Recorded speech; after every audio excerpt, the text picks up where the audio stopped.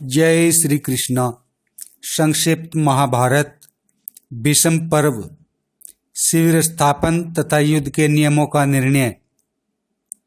नारायणं नमस्कृत्य नरं चैव नरोत्तमं देवी सरस्वती व्यासं ततो जयमुदीरयेत्। अंतर्यामी नारायण स्वरूप भगवान श्री कृष्ण, उनके सखा नर रतन अर्जुन, उनकी लीला प्रकट करने वाली भगवती सरस्वती और उसके वक्ता भगवान व्यास को नमस्कार करके आसुरी संपत्तियों का नाश करके अंतःकरण पर विजय प्राप्त कराने वाले महाभारत ग्रंथ का पाठ करना चाहिए।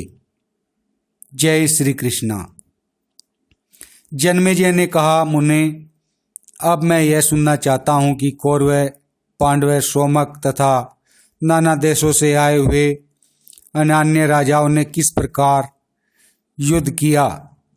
वैशंपायन जी बोले, राजन, कौरव, पांडव और सोमवंशी वीरों ने युद्ध क्षेत्र में जिस प्रकार युद्ध किया वह सुनिए। कुंती नंदन राजा युधिष्ठिर ने वहाँ समंत पंचक तीर्थ से बाहर के मैदान में हजारों खेमे खड़े करवाए। वहाँ इतनी सेना इकट्ठी हो गई थी कि कुरुक्षेत्र के सिवा सारी पृथ्वी सुनी लगती थी। केवल बालक और वृद्ध ही बच गए थे। तरुण पुरुष और घोड़ों का नाम नहीं था तथा रथ और हाथी भी कहीं नहीं बचे थे। पृथ्वी के सब देशों से कुरुक्षेत्र में सेना आई थी। सभी वर्णों के लोग वहां एकत्रित हुए थे। सब ने अनेकों योजन के मंडल में घेरा डाल रखा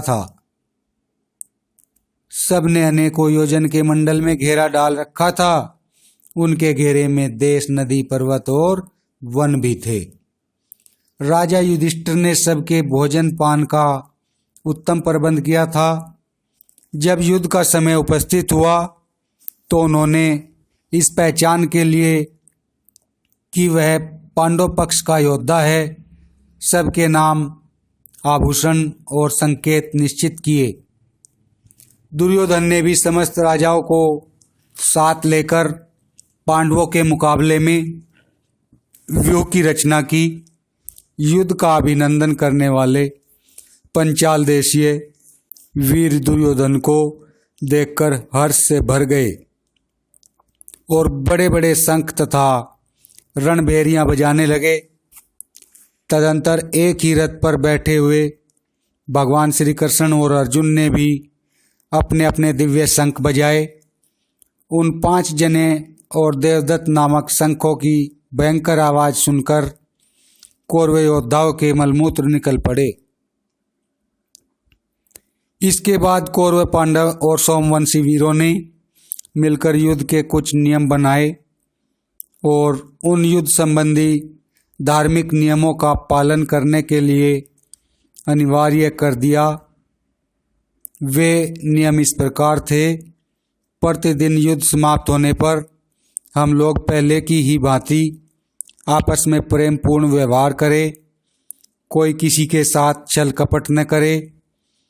जो वाग युद्ध कर रहे हो उनका मुकाबला वाग युद्ध से ही किया जाए। जो सेना से बाहर निकल गए हो उनके ऊपर प्रहार न किया जाए। रथी के साथ, हाथी सवार के साथ, घुड़सवार के साथ और पैदल के ही साथ युद्ध करे।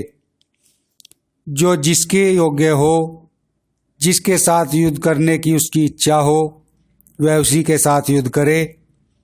जिसका जैसा उत्साह और बल हो उसके अनुसार ही वह लड़े। विपक्षी को पुकार कर सावधान करके प्रहार किया जाए। जो प्रहार न होने का विश्वास करके बेखबर हो या भयभीत हो उस पर आघात न किया जाए।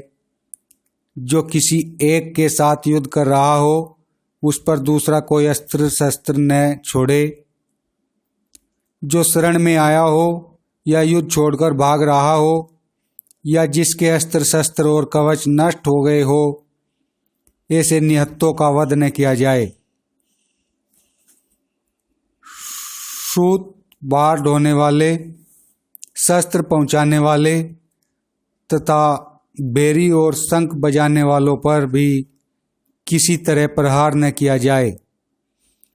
इस प्रकार के नियम बनाकर वे सभी राजा लोग अपने सैनिकों के साथ बहुत प्रसन्न हुए। जय श्री कृष्णा।